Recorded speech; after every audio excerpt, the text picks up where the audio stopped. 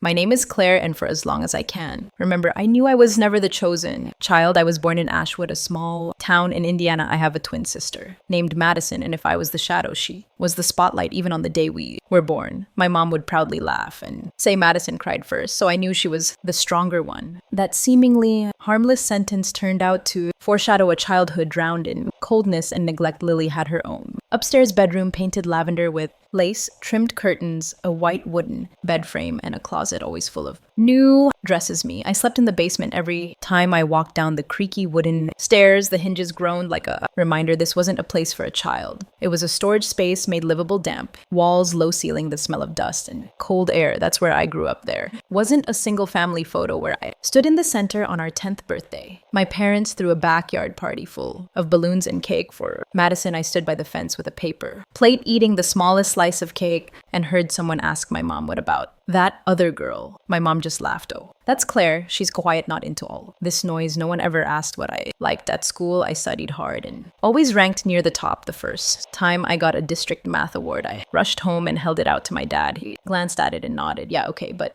you should learn more from Madison. She's outgoing and bubbly. That's the kind of personality people want. I gripped the certificate so hard the edge. Tour Lily joined cheerleading theater and photography club my parents attended. Every performance always sitting in the front row me if I participated at all. It was usually cleaning up after a club event. No one remembered to invite my parents. Lily got new clothes every holiday, a winter ball gown, sweaters, and for Thanksgiving, Nike sneakers for each new school year. I wore old t-shirts from a cousin in Nebraska 2 sizes too big, with a stretched out collar and logos from a team I'd never heard of. Once I asked mom why I couldn't get new jeans, and she flatly said, "You don't need them. It's not like you go out much." Madison was the little princess of the house me. Once overheard mom say I was the extra part we didn't plan. For I was 9, hiding behind the living room door, gripping the frame so tight my fingertips turned white. I didn't cry. I was used to it by then. Every evening I ate quickly, washed the dishes, and headed to the basement as soon as I could, not because I didn't want to be around my family, but because every time I was there, it felt like I was sitting at a table I was never invited to. I once asked mom quietly, "Did I do something wrong?" She didn't look at me and just replied, "Don't ask questions that make people uncomfortable, Claire." I understood. In this house, my very existence was an inconvenience, so I learned not to bother anyone, even when my heart screamed to be loved. I turned 16 on a gray September morning when the first autumn winds crept through the cracks in the basement. I wasn't expecting anything, no cake, no greetings, but I didn't know that would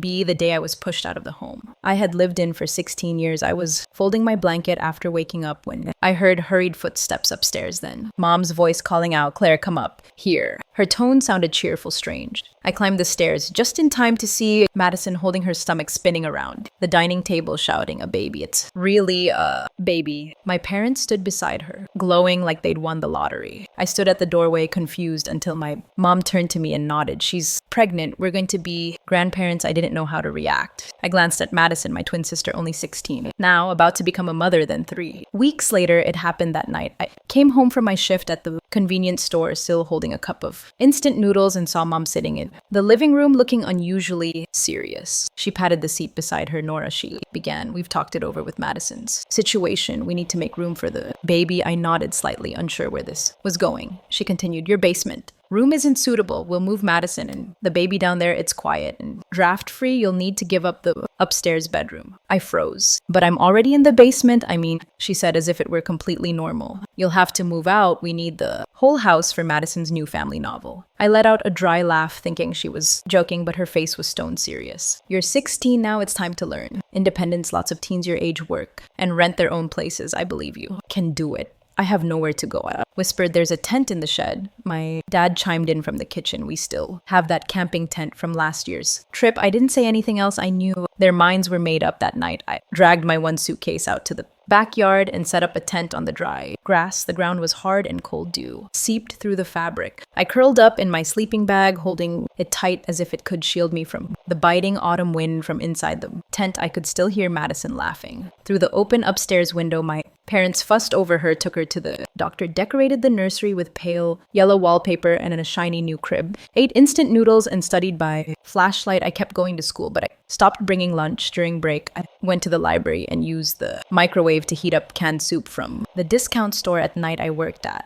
A bakery 3 blocks from home washed Trays mopped floors, packed pastries. Anything for a few spare dollars and leftover bread. No one asked how I was. Doing out there, no one asked if I was cold or hungry just once the bakery. Owner Mr. Dwight handed me a thick, worn outcoat he no longer used. "Kid snow's coming," he said without asking questions, but I saw his eyes were red. I knew what I had to do. I started saving. Every tip, every $5 bill I tucked into a shoebox hidden beneath my sleeping bag. I didn't know where I'd go or when I'd have enough, but I knew one thing for sure: I wasn't staying in that tent forever. I wasn't going to be forgotten. Still remember that morning like it was yesterday. The temperature was near freezing and my hands were too numb to press the microwave button. In the library, I sat shivering by the window, watching the last leaves fall. A gust of wind slipped through the torn collar of my jacket and I nearly broke down, but I wouldn't let myself cry. Tears would freeze before anyone saw them after. School, I dragged my feet past a bakery. On the corner of Birch and Main, the smell of warm bread and melting butter drifted through the thick glass. My stomach growled. Violently, I stood there, hands deep in my pockets, just meaning to look for a minute. "Can I help you?" A man's voice called out. I jumped. A middle-aged man stood at the back door of the bakery, hands on hips, wearing a flour-dusted apron. He looked at me, not with pity, not with annoyance, just plainly like he'd seen 100 kids standing in that very spot before. "I'm looking for a part-time job," I said softly but firmly. He nodded. "Slowly. Name's Mr. Bennett. I need someone to wash trays and pack leftover goods. At the end of the day, doesn't pay much, but I'll cover dinner. Can you handle that?" I nodded so fast my knit hat nearly fell off. That night, I scrubbed flour-crusted pans, boxed up leftover pastries, swept the floors, wiped the windows, and stacked paper bags. Mr. Walter didn't say much, but before I left, he handed me a heavy paper bag, 2 croissants, a loaf of sandwich, bread, and a bottle of apple juice. "Eat it. Now don't save it. Bread's best when it's warm." I sat on the back steps of the bakery, feeling my stomach truly full. For the first time in weeks, I worked every evening without fail at 5:00 sharp. I'd be there, never missing a shift. Mr. Walter slowly began to talk more. He told me the bakery, Harvest Hearth Bakery, was passed down from his father, that he once went bankrupt because he trusted the wrong friend, and that he never threw away edible bread because he had once lived in a truck for a long time. One evening, as I was packing loaves into paper bags, he asked Claire, "Where are you staying?" I hesitated, then quietly said, "I live in a tent in my parents' backyard." He quieted. He was silent for a few seconds. "That's not okay. It's freezing." Out there. I didn't respond. He didn't ask. Again, 2 days later, after closing up, he handed me a small key. "There's a room upstairs. It used to be storage, but now it's just got a few empty boxes. If you want, you can sleep there. It's not much, but it has heat and electricity." I froze. For a few seconds, I didn't know what to say, so I just bowed my head. "I'll keep it clean, I promise." The room really was small, just enough space for an old mattress and a chipped wooden desk, but compared to the cold, hard ground and nightly wind, it was heaven. From that day on, my life found a new rhythm: school in the morning, bakery in the afternoon, homework, and sleep in the tiny attic room above Harvest Hearth Bakery. Began tracking my income, budgeting my spending, dividing money into small envelopes, food savings, emergencies. Walter taught me that money is a tool. Claire, not salvation, not the enemy. Use it, right? And you'll protect yourself. He didn't pat shoulders or give flowery praise, but every time I carefully wrapped bread, wiped down the tables, or neatly balanced the books, he'd give a small nod that alone made me feel like I mattered. I saved every dollar used.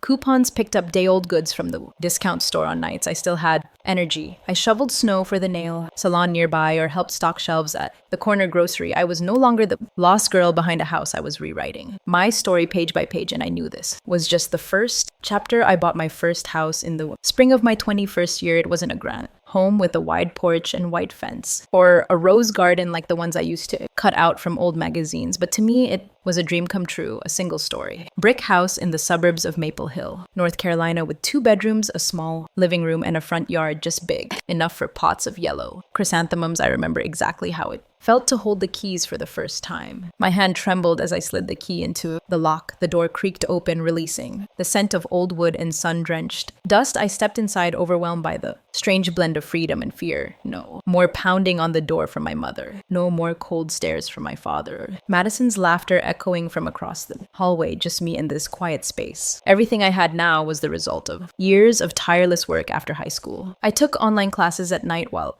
working at the bakery during the day and helping at a local bookstore on weekends. Walter, my quiet mentor, watched over every step when I told him the bank approved my mortgage, he just smiled and handed me a box of pastries with a handwritten note: the only time I'll support someone. Leaving Harvest Hearth Bakery, the house I bought wasn't new or fancy by anyone else's standards. The walls still had floral wallpaper from the 980s and the carpet was a dull gray. But I loved every scratch on the window, paint every chipped brick on the front. Step each flaw reminded me I made it. Here on my own, I started with an old mattress, a secondhand wooden table, found online, and a budget set of pots from the supermarket. Every item I brought home made me proud. I didn't need much, just enough to live and know that for the first time in my life, no one could take this away from me. I still worked at a Harvest Hearth Bakery every morning and spent my evenings fixing up the house, repairing leaking pipes, repainting walls, building bookshelves. I learned from tutorials and sometimes got help from neighbors like Martha, an elderly woman who brought over baked goods and stories from her youth, or Theo, a college student living with his stepmom who sometimes helped me move heavy furniture, but I never invited anyone. Inside the house was sacred proof of everything I had endured and overcome. One late May evening, as I sat on the front step sipping iced tea and watching the sunset, I got a call from an unknown number. I hesitated for a moment, then answered. The voice on the other end made my heart skip. "Nora, it's Mom." I said nothing. "We heard you bought a house," she continued, voice light as a breeze. "We should see each other. What do you think? Me, your father, and Madison. We're all so happy for you." Heard Madison's laugh in the background, as cheerful as ever, but it no longer made my chest tighten. "I'm busy," I replied shortly. "I just want you to know no matter what, you're still part of the family." Family, that word almost made me laugh. Hung up without another word. Sitting there in the golden light of the porch, I realized something. I was no longer the trembling girl in a tent staring through a window at someone else's dinner. I had my own kitchen, my own bed, and most importantly, my own voice. I was mowing the lawn on a Saturday afternoon when I heard brakes screech outside the gate. I looked up and saw a familiar silver SUV parked at the curb. For a second, my chest tightened. My father stepped out first, more gray-haired than I remembered, but his eyes still cold and proud. Behind him came my mother, holding a canvas bag, wearing a smile I'd never seen directed at me. Then Vanessa, she wore a tight shirt, carrying her youngest, trailed by two other kids racing across my lawn. A strange man, probably Vanessa's husband, got out last, surveying the house like he was sizing up an investment. I turned off the mower, wiped my hands on my jeans, and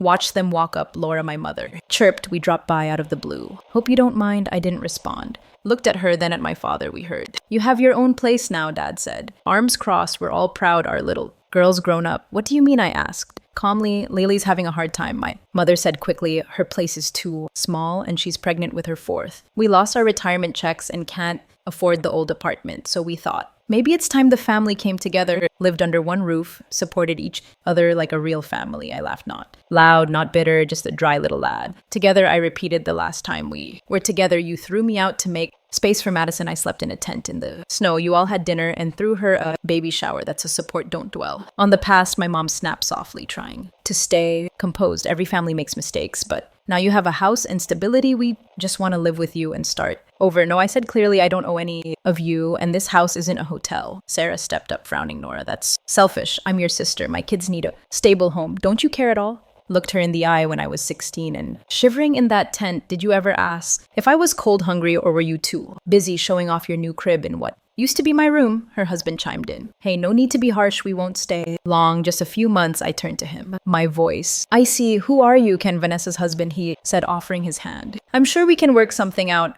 Didn't shake his hand. "There's nothing to work out." Silence fell. My mom forced a smile, tugging at her shirt. "Nora, we're blood. How long do you think you can live alone in this house? You'll get lonely. And when you do, family is all you'll have left." I looked at her and the memories crashed down, being kicked out of bed, sent to the backyard, the sound of the door locking, Madison's laughter in the room I once called home. I used to believe that I said that family was everything, but here's what I've learned: family isn't who gives birth to you, it's who doesn't leave you. Out in the cold, I opened the gate and pointed outside. "Get off my property from now on. This is the boundary." Sarah flushed. My mom froze. My father stepped back, like he couldn't believe I dared. "Say it. You'll regret this, Claire." My mother hissed. "You can't deny your blood. Forever blood doesn't grant you access to my home," I replied, and slammed the gate shut. I stood still for a long moment, listening as the engine started and faded into the distance. My heart pounded, my hand still shook, but I felt light. 2 weeks after I forced them off my property, a thick envelope arrived at my address. It was a letter from the law office representing my parents. They had officially filed a lawsuit demanding a shared ownership of the house I lived in. Their reasoning, the family property was purchased with shared funds and contributions from multiple members. Read the letter over and over each word, cutting like a dull blade. This house, it came from baking at dawn before the sun. Rose from every dollar I saved scrubbing. Floors, hauling flowers, shoveling snow. Mowing lawns from nights spent shivering. In the bakery attic, hugging an online textbook and dreaming of a real home. And now they dared to say it belonged to the family. I didn't freeze or cry like I used to. I grabbed my phone and called a law office. Mr. Bennett once recommended people who had helped him with a contract dispute. The attorney was a sharp, no-nonsense black woman in her 40s, named Niece. Warner, after reviewing the file, she frowned. They won't go down easy, but if you have proof you independently paid for the house, we can flip this case. Nodded. I've kept everything, pay stubs, transfer receipts, savings logs, even the bank's loan approval email. Denise leaned back, her eyes lighting up. Good, but one more thing. I want to check your grandfather's estate, if he's the only one who ever truly cared about you. There's a chance he left something in your name. I stayed quiet for a moment, then whispered, no one's ever told me anything about that. Alicia shrugged. Then we'll find out. 3 weeks later, she called me into her office and placed a thick file on the desk. Sit tight, she said, completely serious. According to the legal documents, my grandfather had left me a savings account of over $60 and clearly stated in his will to be transferred only when I turned 18. However, within a year of his passing, all of it had been withdrawn. The authorized signature, my mother. Deborah, I reviewed the bank records. Alicia continued, the entire amount was moved into a joint account under your parents' names, then gradually used to pay off their mortgage debt fund. Vanessa's wedding and support Bradley's startup, your sister's husband. I went numb. I whispered they let me sleep in a tent while spending the money my grandfather left for me. Denise nodded. Slowly, they embezzled your inheritance. And here's the important part. Your grandfather explicitly wrote in his will that Nora should not be financially dependent on her parents if they failed to legally care for her. He saw this coming. The feeling wasn't rage, it was something colder. Emptiness, the kind that hits when you realize the people who once called themselves family could be that calculated. Can we sue them? I asked, my voice rough. Denise didn't answer right away. She slid a document across the desk. This is a civil suit for inheritance, theft, and will fraud. If you're ready to fight, I'll go all the way with you. I signed without hesitation. The case was filed with the county court a week later. I knew the papers had arrived because Madison, my cousin, and the only one who still spoke to me, sent a short message. Mom's panicking, dad's calling every lawyer he knows. I didn't reply. What followed was a full-on legal storm. My family tried everything to smear me that I was poor but greedy, ungrateful, making things up to grab more than I deserve, but for every lie they launched, Alicia countered with a stack of proof. Bank statements, mortgage documents, handwritten notes from my grandfather, even a photo of me curled up in the backyard tent taken by a former neighbor who once considered calling child services. The final hearing took place on a cloudy Monday morning in a modest courtroom in Riverside County. I wore this white button-up shirt Mr. Bennett had bought me when I landed my first job at the bakery, a quiet reminder that I wasn't walking into this alone. My parents sat on the other side of the room, tense, avoiding eye contact. Sarah wasn't there, but their lawyer, a silver-haired man with polished words that tried to justify the unjustifiable, was I sat beside Alicia. Gripping my file, I wasn't afraid, like I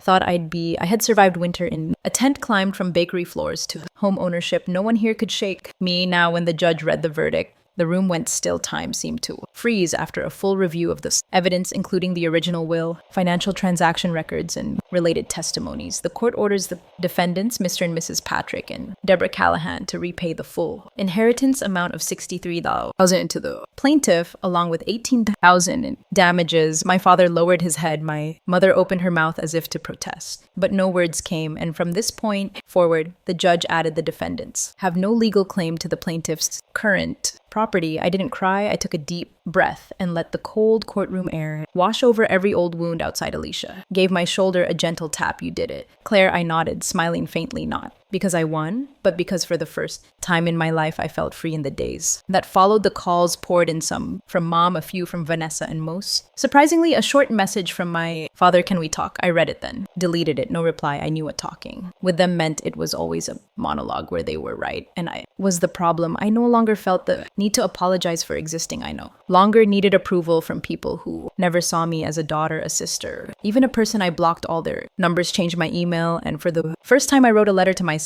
In it I wrote, "You're not the extra piece. You're the gift that was misplaced." I folded the letter, and placed it in my grandfather's old wooden box, the one that held the only keepsakes I still owned. That letter wasn't meant to be read again. It was simply the final punctuation to a chapter that had gone on too long. As time passed, I returned to my routine: baking in the early mornings, studying in the evenings, and spending quiet afternoons on my porch with a cup of hot tea. Walter had retired, but still dropped by once a month with cookies and his warm smile. "This house smells like victory," he liked to joke. I also started hosting weekend baking classes for kids in the neighborhood, something I never thought I'd do. Every time I saw their tiny hands kneading dough and giggling, I remembered the days I wish someone had taught me how not to burn the tart crust. Now I was that person, the one I had needed. One day, while cleaning up after class, a curly-haired little girl walked up and asked, "Miss Claire, does your family like your baking?" I paused for a second, then smiled. "Not really," I said, "but now I have a different kind of family, one that knows how to love, right? Family. I used to think it was something fixed, unchangeable, but I've come to learn family isn't who shares your blood. It's who doesn't abandon you in the cold, who doesn't steal your chance to live and call it sacrifice. Family is who stays when